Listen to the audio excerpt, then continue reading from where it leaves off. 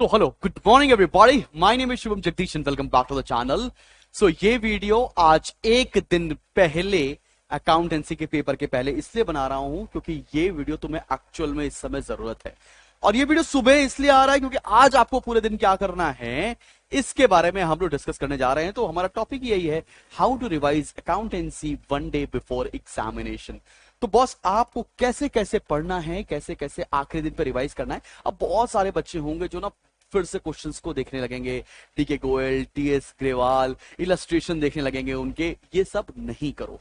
सबसे पहले आपको आधे से 1 घंटे देकर अपने जो स्ट्रेंथ वाले चैप्टर्स हैं उसकी समरी लिखनी है। जैसे कि कैसे, जैसे कि क्या, लेट्स से अगर मैं होता आज तुम्हारी जगह तो मैं क्या करता, सबसे पहले मैं लिखता मेरे पास कितने चैप्टर्स आ रहे हैं। पेपर को 2 पार्ट में डिवाइड किया गया है, एक है सेक्शन ए और एक है सेक्शन बी। सेक्शन सी हम लोग अटेम्प्ट नहीं करते। तो आपको इस तरह से लिखना है अपने आप कि भाई हम क्या क्या क्या क्या चीजें कर रहे हैं, ठीक है ना। तो सेक्शन ए के अंदर ये है, सेक्शन बी के अंदर कितने चैप्टर्स आने वाले हैं। सेक्शन बी आएगा 20 मार्क्स का, सेक्शन ए आएगा 60 मार्क्स का। अब आप डिकोड कर रहे हो, अब आप पूरी तैयारी जो करने जा रहे हो वो एग्जामिनर पॉइंट ऑफ व्यू से कर रहे हो और एग्जामिनी पॉइंट ऑफ व्यू से नहीं, ठीक है। तो हमने क्या देखा कि पार्ट बी में क्या आता है, एक आता है चैप्टर कैश फ्लो स्टेटमेंट। ठीक है भाई, ये समझ में आ गया। इसका 6 नंबर का क्वेश्चन आपको पेपर में आता ही आता है। उसके बाद क्या आता है, एक रेशियो एनालिसिस का क्वेश्चन आएगा, ठीक है ना भाई। यहां से भी 6 नंबर का एक क्वेश्चन आता ही आता है, इसके 3 पार्ट होते हैं। उसके बाद क्या है, एक कंपैरेटिव या कॉमन साइज से एक क्वेश्चन 3 नंबर का आएगा ही आएगा। तो मतलब क्या होगा, 6 और 6 12, 12 और 3 15, और उसके बाद 5 नंबर के एमसीक्यूज या थ्योरी यहां से मिलती है। बस हमको पता चल गया कि पार्ट बी में ये चैप्टर है। अब जरा शुरू करते हैं। अब समरी लिखना शुरू करेंगे कि मुझे कैश फ्लो स्टेटमेंट कितना आता है। तो हमने लिखा कि भाई कैश फ्लो स्टेटमेंट पे हमने ऑपरेटिंग एक्टिविटी सीखा था, इन्वेस्टिंग एक्टिविटी सीखा था, फाइनेंसिंग एक्टिविटी सीखा था। ऑपरेटिंग एक्टिविटी में क्या होता है, सबसे पहले हम निकालते हैं नेट प्रॉफिट बिफोर टैक्स, उसका फॉर्मूला क्या होता है। उसके बाद एडजस्टमेंट करते हैं, कौन कौन से एडजस्टमेंट्स करते हैं। उसके बाद आता है operating profit before working capital changes. फिर आता है कैश जनरेटेड फ्रॉम ऑपरेशन, उसमें से करते हैं लेस टैक्स पेड। तो उसमें क्या क्या चीजें थी, इन्वेस्टिंग के अंदर क्या क्या चीजें थी, फाइनेंसिंग के अंदर क्या क्या चीजें थी। लास्ट में हम ऐड करते थे opening cash and cash equivalent. मतलब आप अपने से कॉन्सेप्ट को रिवाइज करते हुए लिख लेंगे। इसमें बस 2 घंटे तुम्हें लगाने हैं। तुम्हारा जो कॉन्फिडेंस तुमसे छूट गया है ना, वो वापस से आ जाएगा। बात समझ, क्वेश्चन नहीं सॉल्व करने, 2 घंटे क्या करना है, यही करना है, ठीक। सिमिलरली कैश फ्लो स्टेटमेंट में सारी चीजें होगी। अकाउंट्स कैसे बनते थे यार, असेट अकाउंट कैसे बनाते थे, वो एक क्वेश्चन था जिसमें अक्यूमुलेटेड डेप्रिसिएशन दिया होता था, उसका अकाउंट कैसे बनता था। प्रोविजन फॉर टैक्स का कैसे अकाउंट बनाते थे हम लोग। उसके बाद लैंड अकाउंट कैसे बनता था, नॉन करंट इन्वेस्टमेंट अकाउंट कैसे बनता था, वो डिबेंचर्स कैसे कैसे देते थे। अगर डिबेंचर्स पहले दिन इश्यू हो गए हैं या आखिरी डेट पर इश्यू हो गए तो क्या चीजें आएंगी। प्रपोज डिविडेंड का हम क्या ट्रीटमेंट कर रहे थे। तो तुमने ये सारी चीजें रिवाइज की हैं। बात समझ में आया। अपने आप सेल्फ स्टडी करके, यूट्यूब पर वीडियो ढूंढ के नहीं, किसी टीचर को फोन करके नहीं। बिकॉज अगेन अगर तुमने ये अपने आप नहीं किया, तुमने अगर खाली सुन लिया कहीं से, तुम्हारा काम नहीं बनने वाला। ये तुम्हें खुद करना है अगले 2 घंटे बैठकर।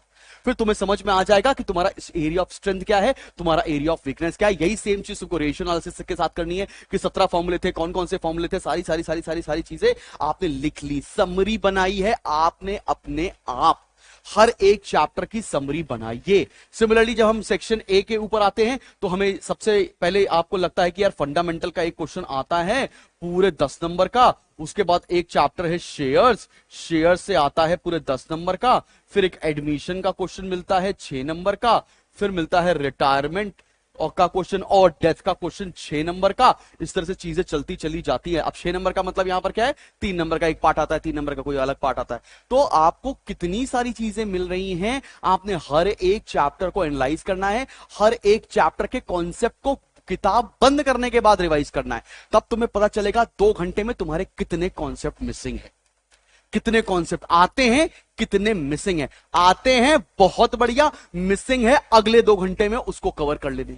तो अगले 4 घंटे की तुम्हें स्ट्रैटेजी बता रहा हूं बस, कि अगर ये तुम वीडियो देखने वाले हो प्रोबेबली 12:30 पौने 1 बजे, तो अगले 2 घंटे मतलब 3 बजे 3:30 तक तुम्हें क्या करना है, और उसके अगले 2 घंटे तुम्हें क्या करना है। तो तुम्हें अभी से लेकर 5 बजे तक क्या करना है मैं वो बता रहा हूं। आपने क्या किया, आपने हर एक चैप्टर की समरी बना ली, आपने सारे कॉन्सेप्ट लिख लिए, दिमाग में बिठा लिया, इसका ट्रीटमेंट कैसे होता है, डब्ल्यूसीआर कैसे होता है, आईएफआर कैसे होता है, रिलाइजेशन एक्सपेंसेस का ट्रीटमेंट कैसे होता था, मेमोरेंडम बैलेंस शीट कैसे बनता था। आराम आराम से लिख लो। इसे बोलते हैं topper strategy, top to bottom approach. ठीक है ना। टॉप टू बॉटम अप्रोच का मतलब क्या है, हमने सब पढ़ लिया है, हमें रिवाइज करना है, या इससे बेहतर चीज है हमें रिकॉल करना है कि हमने क्या क्या पढ़ा है।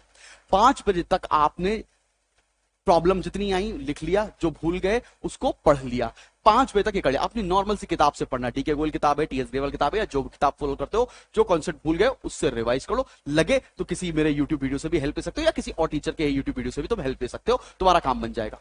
5 बजे के बाद कॉन्सेप्ट मिस नहीं होने चाहिए। 5 बजे के बाद क्या करना है, 5 बजे के बाद क्या करना है उसके ऊपर एक वीडियो लेकर आऊंगा और रिलीज करूंगा ठीक 5 बजे के नेक्स्ट 4 आवर्स की स्ट्रैटेजी क्या होनी चाहिए। और अगले 4 घंटे में हम क्या करने वाले हैं, अगले 4 घंटे में हम लोग अपने औजारों को मजबूत करने वाले हैं, धार लगाने जा रहे हैं उसके अंदर।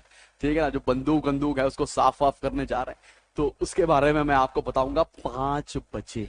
ठीक है, बात समझ में आ रही है। और टेंशन नहीं लो, पेपर अच्छा होगा और राम जी संभाल लेंगे, मैं तो बस यही कहना चाहता हूं। और कल आराम से पेपर देकर आओ, उसके बाद हम लोग कॉलेज की जर्नी, सीए की जर्नी साथ में स्टार्ट करते हैं।